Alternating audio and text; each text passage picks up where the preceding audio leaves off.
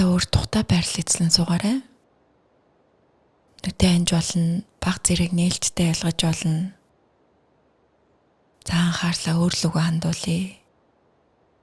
Та яг юу мэдэрч байна? Таны биеийн мэдрэмж ямар вэ? За биеийн тань аль нэг хэсэгт чангарсан байвал тэр хэсгээ зөөлөн хөдөлгөж суллая.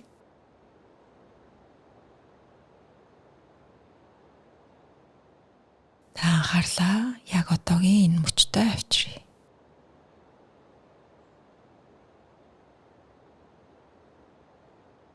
За боломжтой бол та хэдэн удаа гүнзгий амьсгал авч гаргаарай.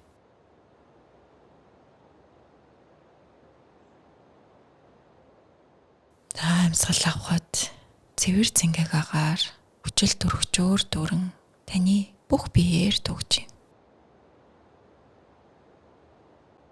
За амьсгал гаргах бүрт биед байгаа чангарсан булчин суларч сэтгэлд байгаа альва санаа зовнил арилж байна.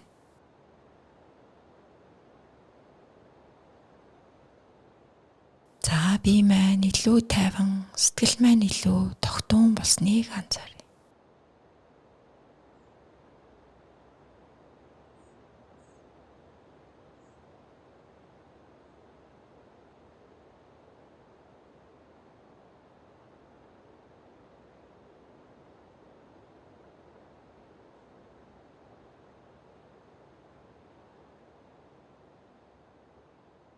За бэлэн болсон бол эрүүл мэнд, сайн сайхан байдал, аз жаргалтай амьдралыг хүсдэг өөрийнхөө суур хүслийг саная.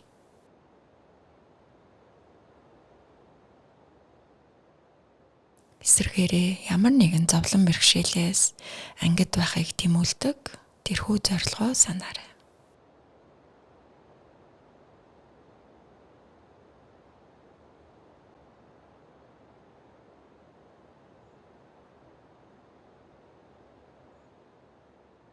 За магадгүй таны амьдралд ямар нэгэн хүндрэл бэрхшээл тохиолдоход та өөртөө хэрхэн ханддгаа хэсэг хугацаанд эргцүүлэн саная.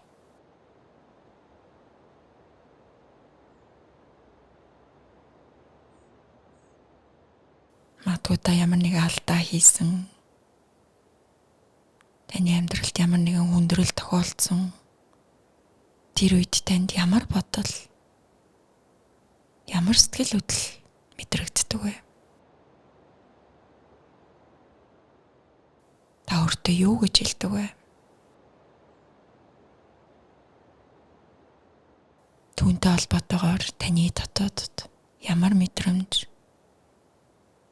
ямар сэтгэл хөдлөл мэдрэгддэг вэ?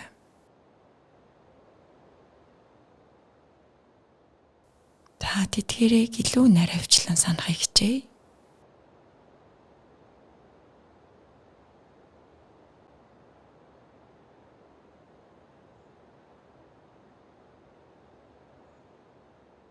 Бидний амьдралд альва гар цохрол тохиолдох, хүндрэл бэрхшээл,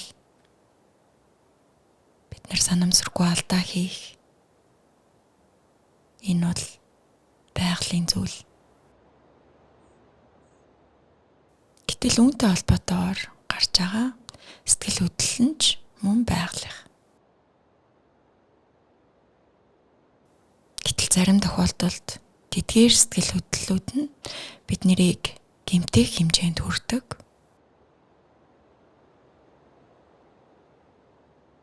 Хүссэн зүйлээсээ салах, хүсээгүй зүйлтэйгээ уулзрах үед бидний дотор ямар нэгэн өөрийгөө буруутгах, өөрийгөө зэмлэх,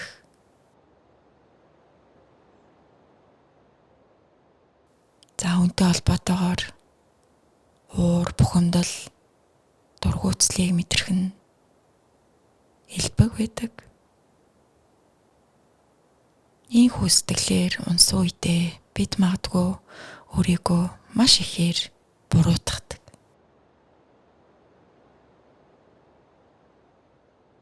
Ийхүү өөртөө хатуу хандах үедээ бид нар магадгүй өөртөө би бол бүтэлгүй амьтан, би бол хинж биш, надаа ямар ч сайн зүйл байхгүй хэмээн өөртөө хэлдэг.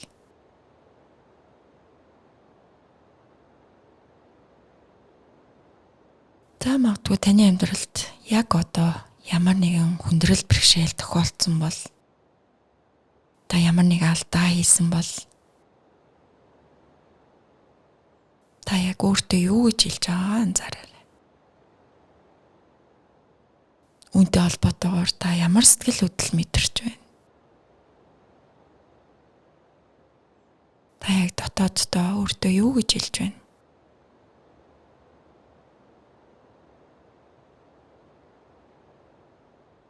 Та өөрийгөө буруутгасан, өөртөө хатуу хандсан. За энэ тохиолдол байгаа бол нөхцөл байдлыг илүү өргөн өнцгөр харахыг хичээе.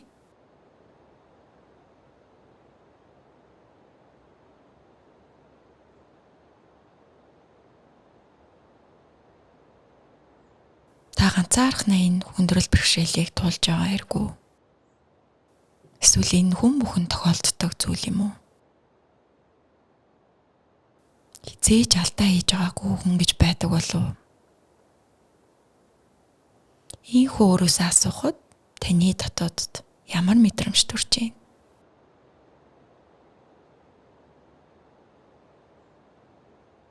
Та хүний нийтлэг чанарыг ийхүү ил болгоход танд ямар байна?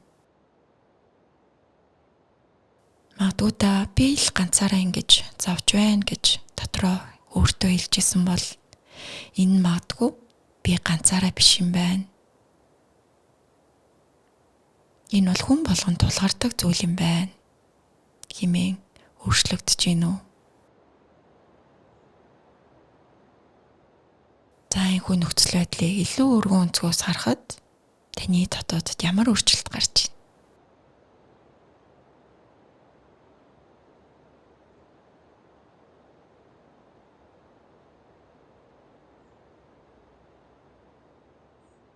Заримдаа бид ийхүү өөртөө хатуу хандах үедээ өөрийгөө хэтэрхий их буруутгадаг. Ийхүү буруутгасан учраас биднэрт өөртөө надаа ямар ч чаддаг зүйл байхгүй. Би бол хинч биш гэж өөртөө хэлэх нь бий. Гэтэл ганцхан алдаа хийснээрээ тэр чигээрээ энэ хүү алдаа намайг бүтлгүй амьтан болох ёсгүй юм. Магадгүй бид нар бүх зүйл сайн биш байж болно. Гэвч бүх зүйл сайн хинч байхгүй. Гэтэл сайн бодоод үзэх юм бол хүн болгонд, хувь хүн болгонд сайн хийж чаддаг зүйлс байдаг.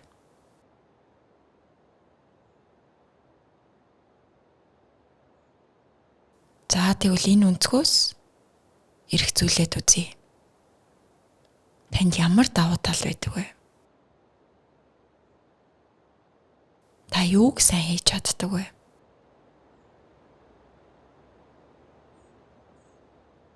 Та өөртөө баяр хүргэж, өөрийгөө урамшуулахаар танд ямар зан чанар, ямар чадвар байдаг вэ?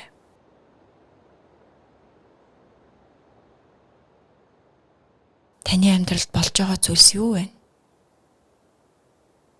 Өмнөхөөсөө илүү сайжирсан, урам авахаар, эерэг өөрчлөлт таны амьдралд яг юу сайн сайхан болж байна? Түүн дээр анхаарлаа хандуулъя.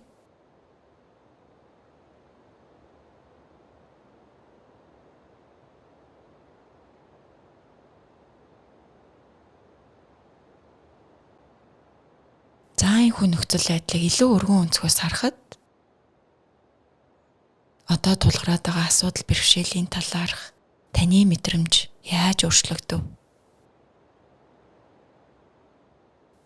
Магадгүй та өөрийгөө хүлээн зөвшөөрөх, өөртөө зөөлөн дулаан сэтгэлээр хандах ямар нэгэн өөрчлөлт гарсан уу?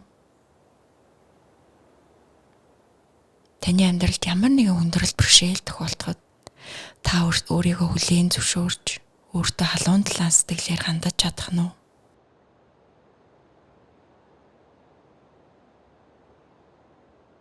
За хэрвээ та боломжтой бол энэхүү халуун дулаан мэдрэмжийг таны зүрхний голд зөөлөн дулаан гэрэл болон асч байна хэмээн төсөөлөөрэй. За боломжтой бол таныг амьсгал авах бүрт энэхүү гэрэл таны бүх биеэр төгж байгааг анзаарай.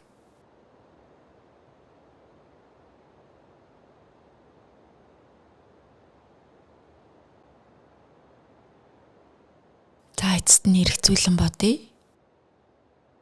Бидний амьдралд альва хүндрэл бэрхшээл тохиолдоход бид нөхцөл байдалд ийхүү өргөн өнцгөөс хандвал бидэнд ямар ач тустай вэ?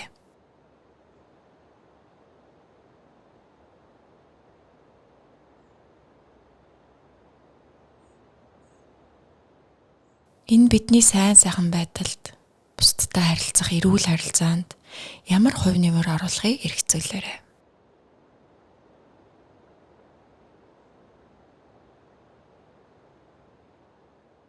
Та өнөөдрийн дасгалаас ирсэн альва ач тусыг эрүүл мэнд, сайн сайхан байдал хэрэгтэй байгаа тэдгээр хүмүүст зориулъя.